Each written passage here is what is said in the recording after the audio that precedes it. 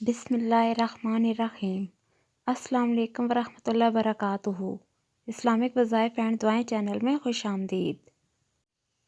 आज मैं आपके साथ वज़ीफ़ा एक शेयर करूंगी। अल्लाह ताला से ग़ैबी मदद हासिल करने का वज़ीफ़ा है ये वज़ीफ़ा पढ़ने के बाद आप जो भी दुआ मांगेंगे इंशाअल्लाह वो दुआ फ़ौरन कबूल होगी। वज़ीफ़ा इस तरह से करना है कि अव्वल आखिर 3 बार दुरूद शरीफ और 1 मरतबा सूरह फ़ातिहा और 3 मरतबा सूरह इखलास पढ़नी है और अल्लाह ताला से अपनी ज़रूरत और हाजत के लिए निहायत आजिज़ी से दुआ मांगे। ये वज़ीफ़ा मैंने ख़ुद भी कई बार आज़माया है और मुझे इससे बहुत फैज़ हासिल हुआ है।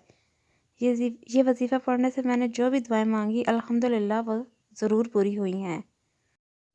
और आप बहन भाइयों से छोटी सी दरख्वास्त है, नमाज की पाबंदी ज़रूर किया करें और अगर वीडियो पसंद आए तो इसे आगे अपने दोस्तों के साथ ज़रूर शेयर करें। अच्छी बात आगे फैलाना सदका जारिया है।